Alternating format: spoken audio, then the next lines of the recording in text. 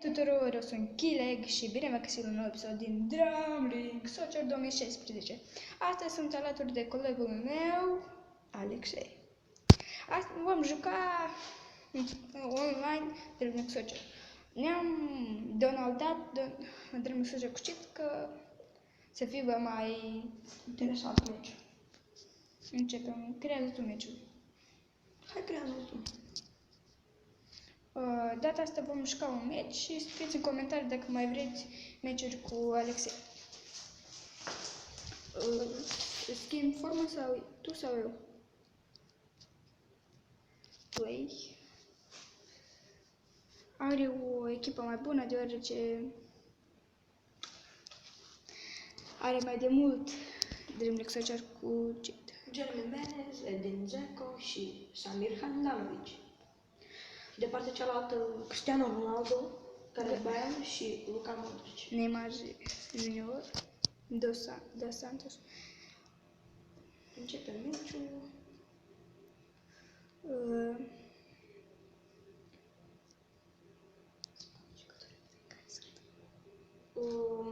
Acum vă spune componența mea și Dima prea în poartă de Gea, Marcelo, Ramos, Pepe și Jordi Alba în apărare, în centru Modric, De Bruyne și James Rodriguez și în atac Neymar, Dos Santos Junior, Ronaldo și Gareth Bale.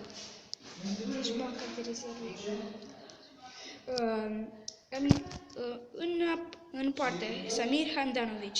În apărare, Sandro pe partea dreaptă, Klein pe partea stângă, iar cei doi fundași centrali sunt Castan și Zabaleta. Mijlocașii sunt Garcia, Schweinsteiger și Modric. Iar în atac, Dzeko, Menez și Giroud în vârf de atac. Iar banca de rezerve la mine este More, Silva, Thomas, Mahrez, Deulofeu, McGre, Grimshaw. Și să înceapă meciul. Să continui. Da. Gareth Bale central. Klein scoate foarte frumos, Garcia pierde mingea, Mahrez, Modric, James oferă lui Sandro repune de la marginea terenului. Mingea este la Alexei, dar însă Schweinsteiger scoate Menez este deposedat, dar însă pentru un foul. Castan scoate și către Dzeko. Dar Dzeko pierde balonul. O greșeală de-a lui Alexei. O șansă foarte mare, dar însă pierdută de mine. Ce bou am fost. Sandro încă puțin și recupera Castan. Zabaleta recuperează, dar pierde și Samir Handanovic recuperă minge.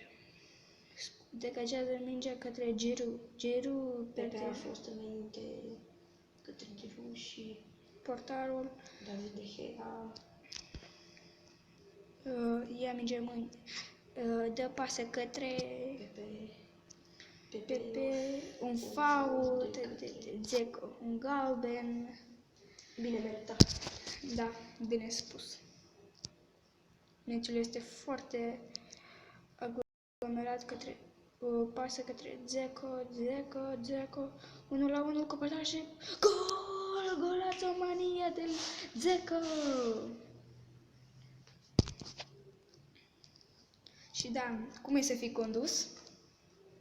Cred că nu este cel mai bun meci, dar cred că vom juca mai departe și vei reveni. Garcia către Garcia, dar Castan este foarte... cei de la Real Madrid, o revenire foarte fabuloasă. Ronaldo bate gol. La mine încă nu am putut transfera pe Ronaldo la echipă și încă e în așteptare. Dzeko către Giroud, un șut, dar De Gea respinge balonul. Sandro face un foul, dar nu se acordă nimic. 2 minute de prelungire. Mai vorbește și tu? Acum mingea ajunge la Cristiano Ronaldo, care întoarce în urmă către De Bruyne și este deposedat De Bruyne. De Modric și prima repriză. S-a terminat. Da, cred că va ieși în locul lui Lionel Messi, care se afla pe banca de rezervă. Între în locul lui Garcia de Olofeu. Piqué îl va schimba pe Și doar o schimbă. Marcelo. Și cred că atât pentru o primă repriză bine meritată. Marcelo.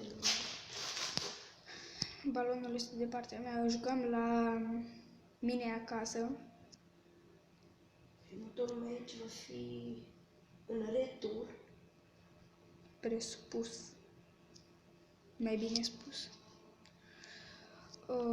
Schweinsteiger depozitat de iar Schweinsteiger înapoi recuperează Dzeko. Și Jordi Alba o dezbate pentru Cristiano Ronaldo, care este deposedat de Menez către Giroud pierde balonul.